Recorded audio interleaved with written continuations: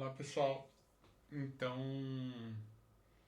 eu vim fazer esse vídeo assim para tentar dar uma explicação um pouco geral sobre algumas coisas que a gente acaba não comentando muito, talvez a gente acabe comentando superficialmente assim em alguns tópicos assim de internação sobre como conversar, quando não conversar, mas eu acho que a gente acaba negligenciando um pouco isso ou falando meio por cima assim em alguns momentos e não entrando em muitos detalhes, né?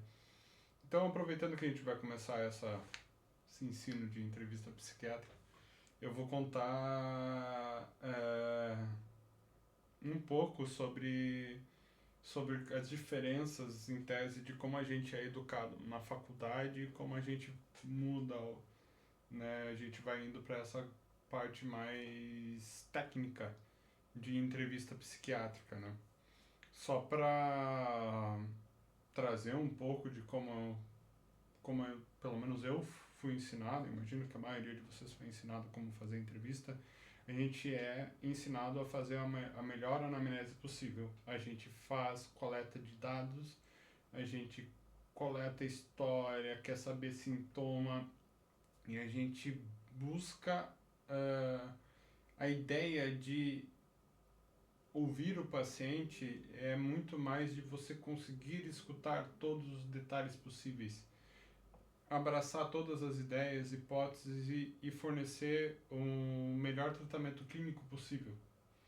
Por exemplo, se você vai atender um paciente com suspeita de lúpus, tu vai querer saber história familiar, tu vai querer saber algum sintoma específico de lúpus, se tem alguma disfunção renal associada, e tu vai dor articular, pensar em diagnóstico diferencial, tu vai coletar informações.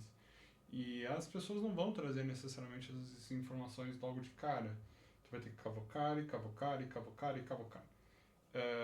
E isso vai fazer com que existe uma tendência de fazer muitas perguntas.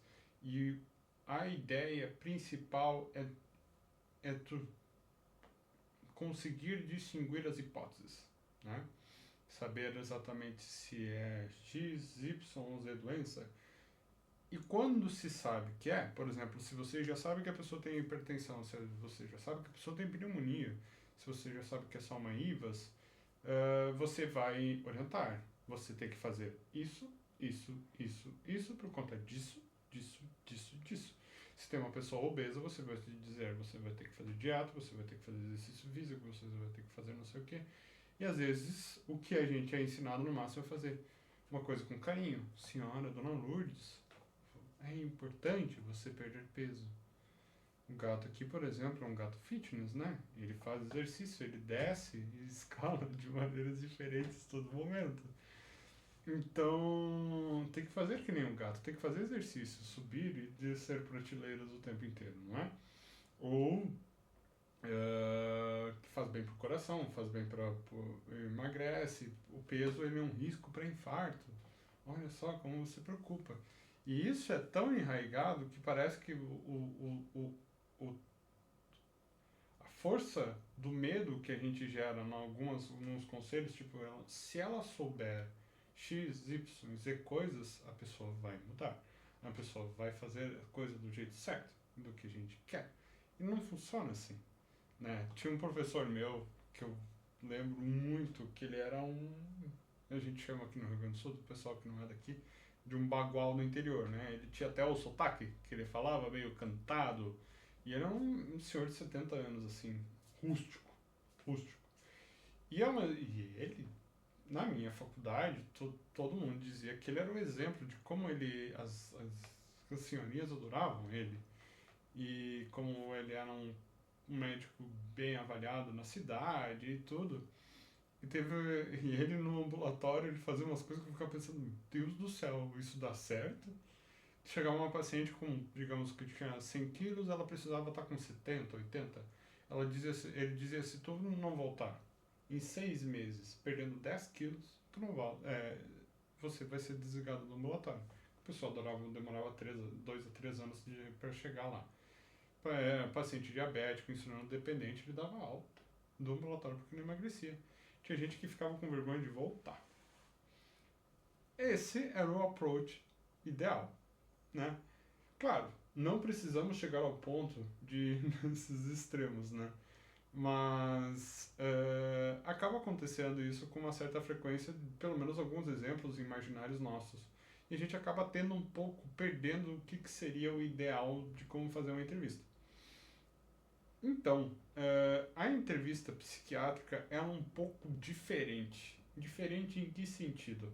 A gente sai da parte de ser o centro da relação. A gente sai da parte de ser o tecnicista. A gente ouve. O ato da entrevista psiquiátrica é ouvir. E ouvir a maior quantidade de informações, a maior quantidade de sentimentos e seguir um fluxo livre até, e na maior parte da entrevista, de emoções, sentimentos, histórias, como ele conta, como é que ele escolhe as palavras, e a gente vai fazendo uma escuta ativa. E dando a maior liberdade para ele contar a história dele da melhor forma possível que ele for. Tá? Isso faz com que saia de algo nivelado, como se a gente fosse a pessoa superior, e quanto mais igual essa relação for ficando, maior a chance de ele expor de maneira mais transparente as emoções e ideias sem um julgamento ou uma sensação de que não vai ser ouvido ou vai ser interpretado errado, mas muito mais a questão do julgamento.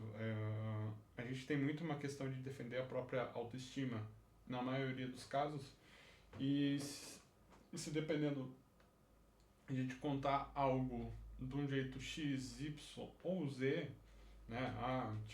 Eu não consigo trabalhar direito, eu tô me sentindo desanimado, eu não acordo, não tomo banho uma semana inteira. Há chances de alguém, em outro contexto, ser julgado. Ou, até médico, não vai tomar banho? Como assim não vai tomar banho? Vai ficar fedendo? Vai ficar com cheiro de asa aí pro pessoal? Então, e eventualmente o paciente deprimido não toma banho. E a gente tem que estar nessa posição de não julgar. E quanto mais tempo a gente ficar dando essa não impressão, porque na verdade é nosso papel, mas passando essa interpretação de que ele não vai ser julgado, que a gente vai ouvir as piores atrocidades possíveis e, né, pensando na parte mais, e não haverá julgamento. A pessoa vai conseguir se abrir. Outro gato. Agora tu tá. Tu quer ficar? Vai ficar? Então vai ficar. Então, falar das maiores atrocidades possíveis e não ser julgado. E isso vai fazendo com que a gente consiga ter melhor interpretação da personalidade da pessoa. E do grau de quanto, não necessariamente a personalidade, mas de quanto os sintomas estão afetando de maneira mais intensa no dia a dia dela. Então, como se estrutura? Não vou falar em anamnese. Anamnese é em outro momento. Mas, no geral, a gente faz perguntas abertas. Como o que aconteceu? Porque você está aqui? Como você tem se sentido?